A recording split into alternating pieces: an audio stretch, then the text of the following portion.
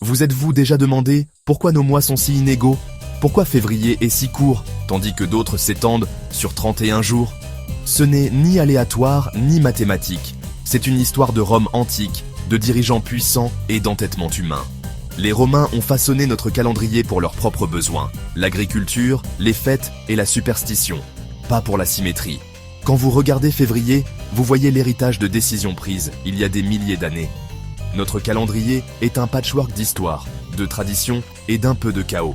Voyageons dans le temps et découvrons comment ce système original est né. À la fin, vous verrez votre calendrier comme un artefact vivant, pas seulement une grille de chiffres. Pour comprendre notre calendrier, il faut remonter à la Rome antique où l'année ne comptait que 10 mois. L'année commençait en mars, nommé d'après Mars, le dieu de la guerre, et se terminait en décembre, le 10e mois. Les mois après juin étaient simplement numérotés: quintilis, sextilis, septembre, octobre, novembre, décembre. Ce calendrier ne couvrait que 304 jours. Le reste de l'hiver était laissé comme un vide sans nom. Le temps s'arrêtait littéralement. Pas d'agriculture, pas de combat, juste l'attente du printemps. À mesure que Rome grandissait, ce système s'est effondré. Les fêtes décalaient, les saisons ne correspondaient plus, et le chaos régnait. Les Romains avaient besoin d'un calendrier qui couvrait toute l'année, pas seulement les parties qu'ils aimaient. Le système de 10 mois était désynchronisé avec la réalité. Le changement était inévitable. Voici Numa Pompilius, le deuxième roi de Rome, qui a ajouté janvier et février pour combler le vide de l'hiver. Janvier honorait Janus, dieu des commencements. Février était nommé d'après une fête de purification. Les Romains craignaient les nombres pairs, donc la plupart des mois avaient des jours impairs, sauf le malchanceux février, qui en gardait 28. Le nouveau calendrier de 12 mois était encore en deçà de l'année solaire, alors ils ajoutaient un mois supplémentaire tous les quelques années. Mais ce mois intercalaire était contrôlé par les prêtres, qui l'utilisaient pour des jeux politiques. Bientôt, le calendrier était un désordre, les saisons et les mois désespérément désynchronisés.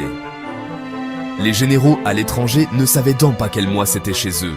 Le calendrier censé apporter l'ordre était devenu un outil de confusion. Rome avait besoin d'une refonte totale. Jules César est intervenu et, avec l'astronome égyptien Sosygène, a créé le calendrier julien. D'abord, il a corrigé la dérive avec une année de confusion, longue de 445 jours. Le nouveau système comptait 365 jours, avec une année bissextile tous les 4 ans. Janvier est devenu le début officiel de l'année.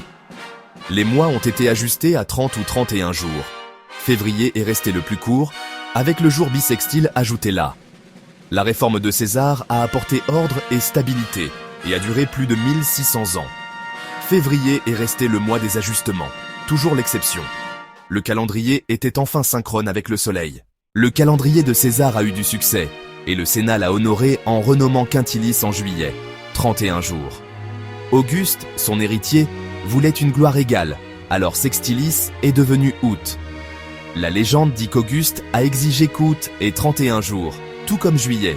Pour équilibrer les choses, un jour a été pris à février, le rendant encore plus court.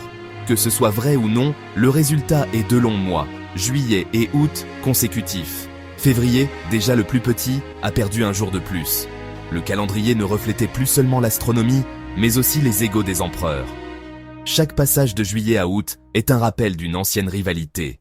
Alors pourquoi n'avons-nous pas corrigé ce calendrier étrange? Beaucoup ont essayé, comme le calendrier logique de la Révolution française, mais la tradition a toujours gagné. Le calendrier julien, puis grégorien, est devenu l'épine dorsale de la société. Les fêtes, les contrats et l'histoire en dépendent tous. Le changer serait le chaos.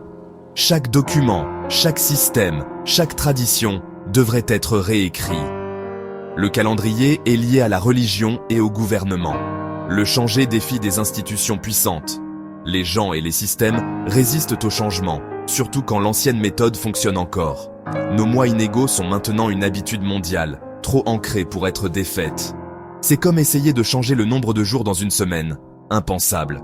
Les bizarreries font maintenant partie de notre culture partagée. Une fois qu'un système est universel, son élan est imparable. Notre calendrier n'est pas le produit d'une logique parfaite, ou des étoiles, c'est une invention humaine, façonnée par l'histoire, l'ego et le compromis. Des mois d'hiver vides aux réformes de César et à la fierté d'Auguste, Chaque bizarrerie raconte une histoire. Nous gardons ces bizarreries parce qu'elles sont tissées dans nos vies et nos traditions. Les imperfections du calendrier sont des rappels des personnes qui l'ont façonné. La prochaine fois que vous vérifierez la date, rappelez-vous, vous regardez un morceau d'histoire vivant. Notre temps est mesuré par un système merveilleusement imparfait, profondément humain. Et c'est une histoire qui vaut la peine d'être racontée chaque jour de l'année.